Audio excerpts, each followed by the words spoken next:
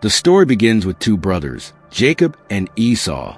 They were not just ordinary brothers. They were twins, born of Isaac and Rebekah. But even in the womb, something strange was already happening. The Bible says they struggled inside their mother's belly. And when they were born, Esau came out first. But Jacob was holding on to his heel, like he wanted to come out first too. From the very start, they were different. Esau was rough, strong, and loved the outdoors. He was a skilled hunter, and his father Isaac loved him because of the wild game he brought home. Jacob, on the other hand, was quiet, thoughtful, and preferred staying near the tents.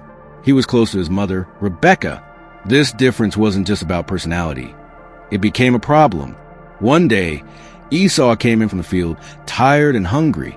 He saw Jacob cooking stew. And without thinking twice, Esau said, "Give me some of that stew, I'm starving." Jacob saw an opportunity. Calmly, he said, "Sell me your birthright first." Now, that birthright was no small thing. It meant leadership, blessing, and inheritance. But Esau was so hungry he didn't care. He said, "What good is a birthright if I die of hunger?" And just like that, he gave away his birthright for a bowl of stew. It seemed small at the time, but it was a big deal. Esau despised what was holy. Jacob may have acted tricky, but Esau didn't value what God had planned for him. Years passed. When their father Isaac was old and nearly blind, he was ready to give the final blessing. That blessing was supposed to go to Esau, the firstborn. But Rebekah had a different plan. She told Jacob to dress like Esau, wear his clothes, cover his arms with goat skin, so he'd feel hairy like Esau, and go in to trick Isaac into giving him the blessing. And it worked. Isaac gave the blessing to Jacob. The words were spoken. The promise passed down from Abraham was now on Jacob. And when Esau came back and found out, he was heartbroken. He cried with a loud voice, begging for a blessing too. But it was too late. Esau swore in his heart that he would kill Jacob after their father died. And when Rebekah heard this, she sent Jacob away to her brother Laban's house. And so Jacob ran for his life. Jacob was blessed, but he didn't feel it. He had the words of promise, the birthright, and the blessing, but he had no peace. He was on the run. He left his home, his father, his mother, and everything he knew. He was heading toward Haran to stay with his uncle Laban. And as night fell on his journey, Jacob lay down in the open fields with a stone for a pillow. That night, he had a dream. He saw a ladder reaching from earth to heaven. Angels were going up and down, and at the top stood the Lord.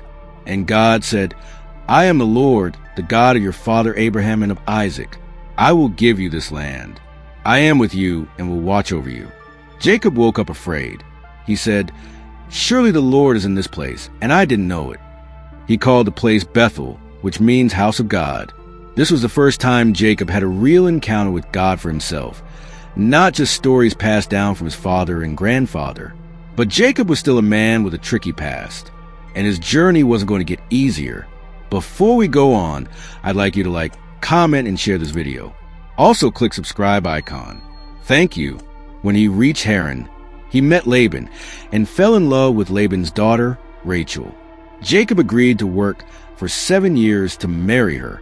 But on the wedding night, Laban tricked Jacob. Instead of giving him Rachel, he gave him Leah, her older sister. The trickster had been tricked. Jacob ended up working another 7 years to get Rachel. 14 years in total. He built a family. He had many children. He became wealthy. But in his heart, he was still carrying the weight of his past. The broken relationship with his brother Esau. He had run away from the anger. But now God was calling him to return. Years had passed. Jacob now had flocks, servants, wives, and children. He wasn't the same man who once ran away with nothing.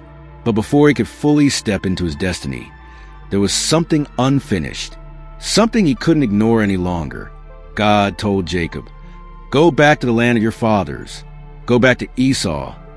Jacob obeyed, but he was terrified.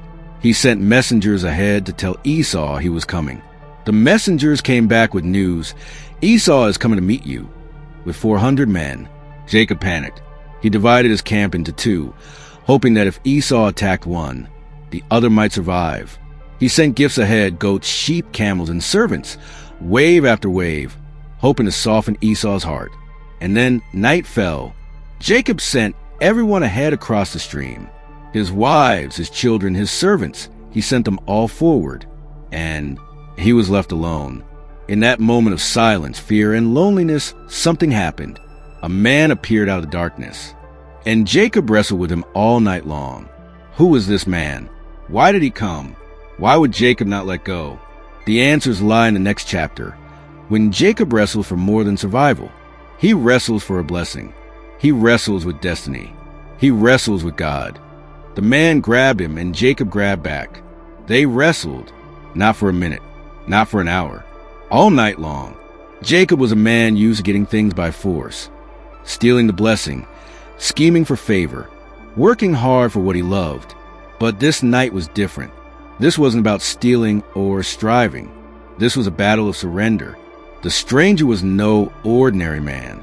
The strength he carried was unearthly, divine, supernatural. But Jacob refused to let go. And as dawn began to break, the man touched Jacob's hip, and instantly it went out of joint. Pain shot through Jacob's body. His strength failed. He couldn't fight anymore, but he still clung. He held on to the man with everything he had left. And then the man said, "Let me go, for the dawn is breaking." But Jacob, limping, gasping, trembling, said, "I will not let you go until you bless me." This wasn't the same Jacob anymore. He wasn't asking for goats, land, or gold. He wasn't begging for protection from Esau. He wasn't scheming. He was desperate for God. The man looked at him and asked, "What is your name?" And Jacob said, "Jacob." That name meant supplanter, deceiver, the one who grabs a heel. But the man replied, "Your name will no longer be Jacob. From now on, you will be called Israel, because you have struggled with God and with men, and have prevailed." Jacob had wrestled for his whole life, first with Esau, then with Laban, then with fear and guilt. But this night, he wrestled with God, and God did not destroy him. He changed him. When morning came, the man was gone. But Jacob, now Israel, limped away, forever changed. His hip would always remind him, you can't fight your way into destiny. You must surrender into it. This is where many miss it. They strive, struggle, and exhaust themselves trying to get what only God can give. Jacob learned the truth that night, and you can too. Sometimes your greatest breakthrough comes in your darkest hour. Sometimes the pain that knocks your strength out is the very thing that opens your eyes. And sometimes wrestling with God doesn't mean defeating him. It means refusing to let go, no matter how broken you feel. Because on the other side of surrender is your new name. The sun rose slowly over the hills of Canaan. Jacob limped toward the horizon, his hips still aching, his heart beating slower, steadier. He was no longer Jacob the deceiver. He was Israel, the man who wrestled with God and lived. But now, it was time to face the brother he had wronged. Esau. Jacob looked up and saw him in the distance. A massive company of 400 men rode with Esau, stirring clouds of dust into the air. It looked like war. Jacob's heart trembled. Was this the day he'd pay for all his past mistakes? But instead of hiding, he bowed. Once, twice, 7 times. Each bow was a cry for mercy, a symbol of humility, a silent apology. And then it happened. Esau ran, not with a sword, but with open arms. He embraced Jacob, held him, wept. No revenge, no rage, just forgiveness. Years of hatred were washed away in that one moment. Jacob, the man who once stole the blessing, now found a greater one, reconciliation. Sometimes God changes you in the night so you can face what you've been running from in the light. And when you trust him, he doesn't just deal with your fear. He goes ahead of you to soften the hearts you thought would never forgive you. Esau didn't meet Jacob. He met Israel, the broken man with a new name.